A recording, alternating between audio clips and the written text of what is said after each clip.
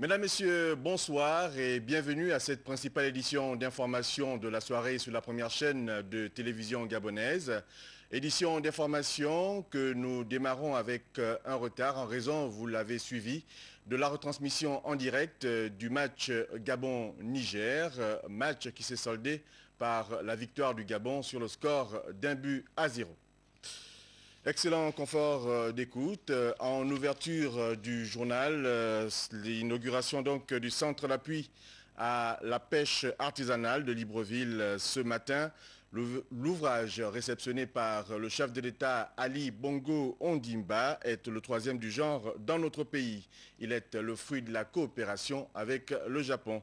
Détail avec Bienvenue Miko, Lambert Pori et Anissé Samamboubou. Sur le site du centre d'appui à la pêche artisanale de Libreville, l'escorte présidentielle arrive. 14 mois après la pose de la première pierre, le chef de l'État en personne est venu officiellement inaugurer l'œuvre de la coopération japono-gabonaise. Permettez-moi de vous assurer, malgré cette catastrophe, que le peuple japonais soudé surmontera, comme dans le passé, toutes les difficultés liées à ce sinistre, respectera ses engagements et manifestera dans nos divers domaines de coopération sa solidarité incessante à l'égard du peuple gabonais. Situé dans le 5e arrondissement de Libreville, le nouveau centre d'appui à la pêche artisanale devrait améliorer de façon substantielle l'offre de produits halieutiques dans la capitale et les environs. Il s'inscrit dans la logique de sécurité alimentaire que prône le chef de l'État. Ce centre crée les conditions d'un meilleur suivi des prélèvements de la ressource en devenant le principal point de débarquement de la production dans la province de l'Essuyer, tout au moins avant que ne voie le jour le centre de Coco Beach. Le CAPAL est ainsi d'un double apport qualitatif et quantitatif et se présente comme une contribution significative à notre sécurité alimentaire et un pas supplémentaire vers une amélioration du mieux-être général de notre population. La structure de coopération réceptionnée ce mardi devrait également générer 200 emplois directs et 500 indirects. Un véritable pôle de développement économique que le président de la République lui-même tenait à apprécier de visu. Qu'est-ce que c'est que ça? C'est joli, voilà, c'est un genre de cellule, Pteropacus. Mais il est énorme. Il est énorme. Il est plus gros que ça. Avec 800 km de côte, le Gabon est un pays riche de sa ressource halieutique. Après ceux de Lambaréné et de Port-Gentil, le centre de pêche artisanale de Libreville est le troisième de la coopération japonaise au Gabon. Vous l'avez vu, le centre de pêche artisanale a été réceptionné personnellement par le chef de l'État Ali Bongo Ondimba ce matin. Il faut dire que ce joyau architectural répond aux normes internationales telles que conçues par la coopération japonaise. Présentation de l'œuvre avec Nick Jocelyn Fouba, Lambert Pori et Cédric Aleka. Fruit de la coopération vieille de très longtemps entre le Gabon et le Japon, le centre d'appui à la pêche artisanale est un véritable bijou, car il répond aux normes internationales. Il est composé d'un quai de débarquement des poissons de 60 mètres de long et 7 mètres de large, une digue de protection de 130 mètres de long, un bâtiment principal long de 120 mètres sur une superficie de 2734 mètres carrés. Le centre est constitué de 120 box, d'une salle de vente et d'une zone de traitement de poissons. À l'étage se trouvent essentiellement les bureaux et 3 machines à glace d'une capacité de production de 3 tonnes par jour chacune. Un atelier mécanique de réparation de moteurs hors bord de 37,5 mètres carrés et une station de traitement des eaux usées. Démarrés en mars 2010, les travaux de ce centre ont duré 18 mois. Aujourd'hui, c'est un véritable bijou qui fait la fierté du Gabon.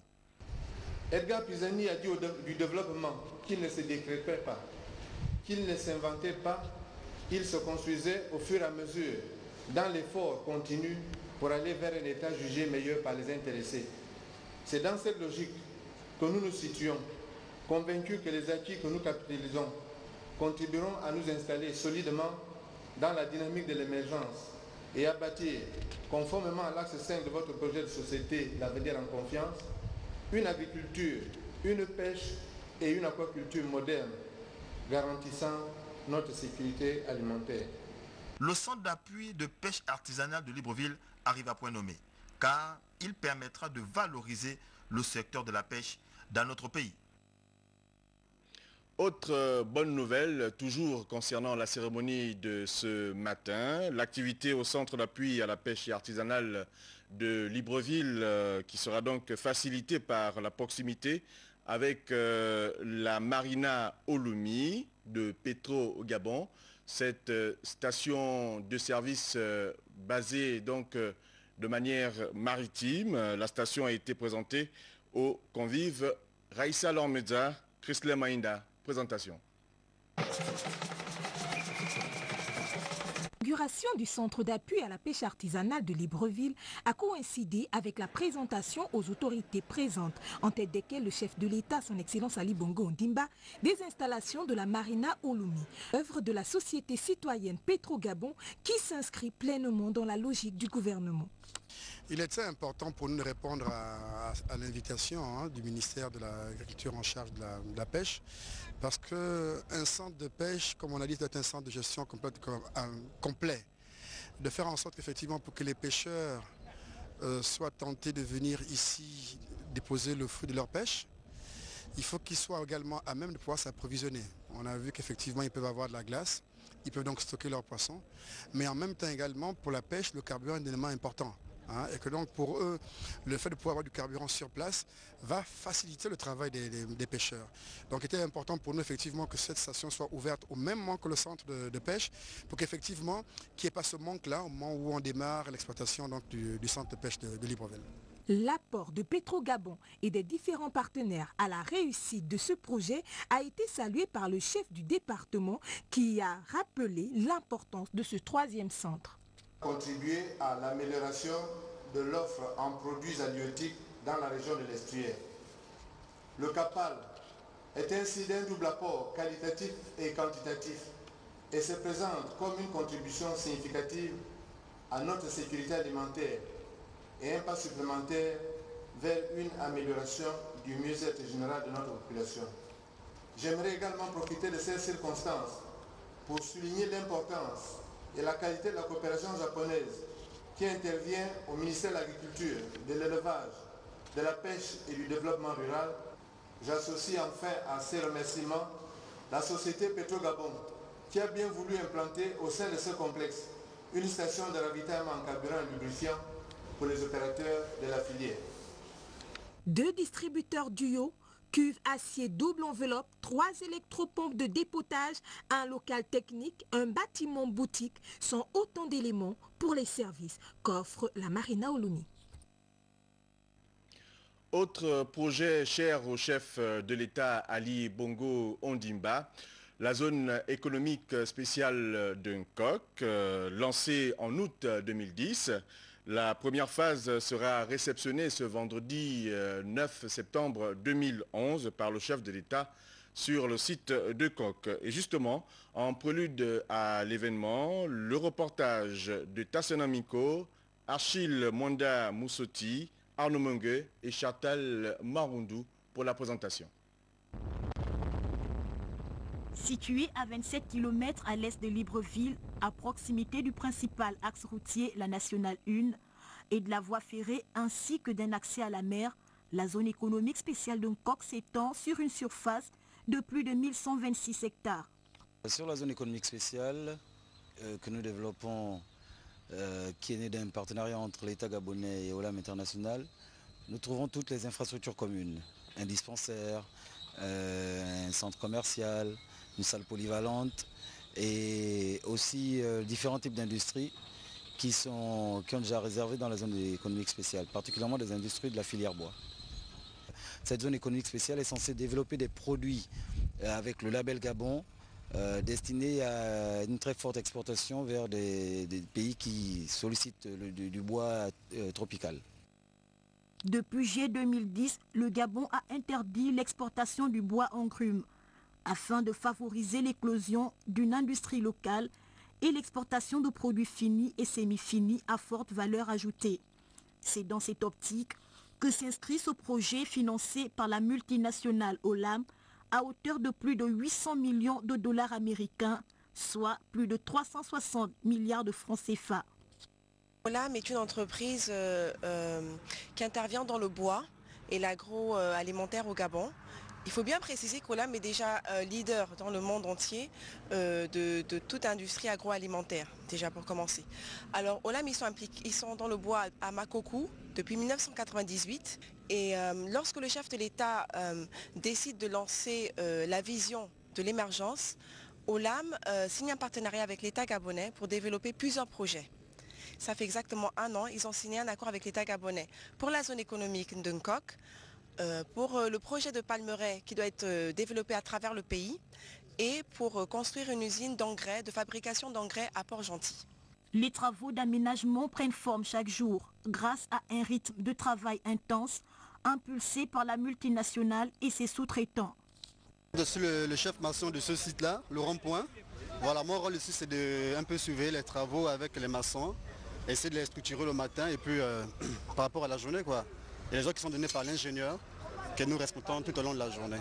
Pour le moment, les travaux sont tentés d'évoluer. Mais je ne peux pas dire demain, après-demain, là, je ne peux pas dire. Mais pour le moment, les travaux sont tentés d'évoluer. C'est que nous voulons que le travaux puisse aller jusqu'à long terme. Le chantier couvre une superficie de 400 hectares sur les 1126 prévus. Cette première phase est si avancée qu'elle sera livrée au président de la République le vendredi 9 septembre prochain. Demain, la rédaction de la première chaîne de télévision gabonaise vous proposera un autre angle consacré donc à cette zone spéciale économique d'Uncoc. Comme annoncé hier au cours de notre principale édition d'information de la soirée, la réunion du bureau et la conférence des présidents du Sénat s'est tenue ce mardi au palais Omar Bongo Ondimba. Il faut dire que les travaux de ces 2 rencontres étaient présidés par Mme Rose-Francine Rogombe, président de l'institution. Compte rendu, Guy Roger Lindira, Hilario Nkumbu, Alfred Robaki. Très peu réluisante des caisses africaines de sécurité.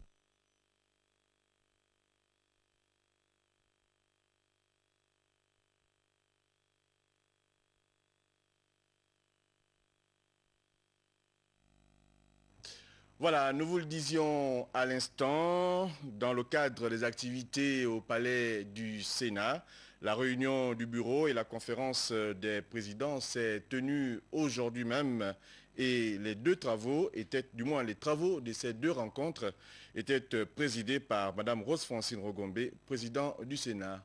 Compte rendu, Presse Sénat. Plusieurs points, projets et propositions de loi qui seront débattus tout au long de cette 2e session ordinaire dite budgétaire qui s'achèvera le 31 décembre prochain. À l'ouverture des travaux, Mme Rose-Francine Rogombe a dit son réel plaisir de se retrouver avec ses collègues sénateurs à l'issue d'une intercession riche qui a donné l'occasion aux uns aux autres de rendre compte des travaux entamés en session à Libreville, mais aussi de connaître les réalités que vivent quotidiennement les populations gabonaises.